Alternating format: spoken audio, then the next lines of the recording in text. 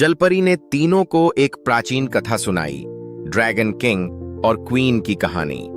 बहुत साल पहले जब ये दुनिया नई नई बनी थी, तब एक समय था जब ड्रैगन किंग और क्वीन ने पूरे जंगल और आसमान की रक्षा की थी।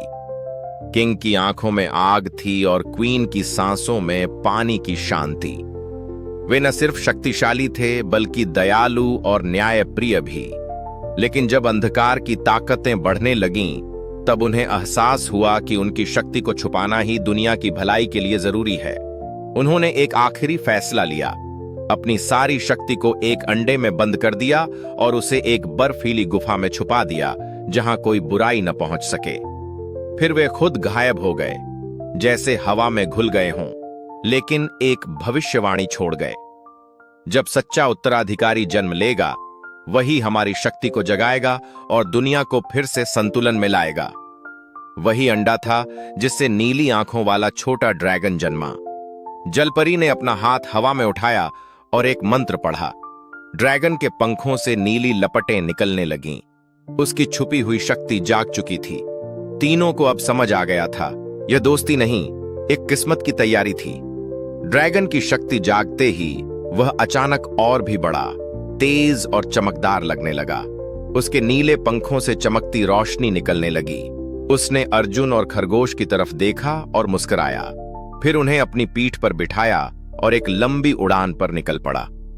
वे ऊंचे बर्फ से ढके पहाड़ों को पार करते गए, गहराई से बहती नदियों के ऊपर से उड़ते हुए दूर दूर तक फैले नीले महासागर तक जा पहुंचे। बादलों के बीच से गुजरते हुए वे आजादी और जादू की उस दुनिया को महसूस कर रहे थे जहां डर, तकलीफ और अकेलापन कहीं नहीं था। सिर्फ दोस्ती, उड़ान और नजारे थे। पर जब तैयारी पूरी भी नहीं हुई थी, तभी हमला हुआ। आकाश में अंधेरा छा गया। काले धुएं में से एक भयानक आकृति उभरी, काला ड्रैगन मार्कर। उसने आग उगली।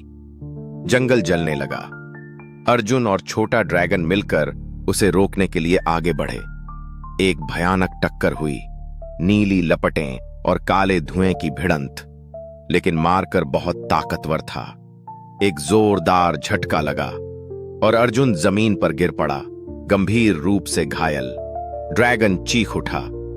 वह अर्जुन को अपनी पीठ पर डालकर भागा और खरगोश के पास लाया। खरगोश ने आंसू पोंछे और अपनी सारी ताकत लगाकर अर्जुन की जान बचाई।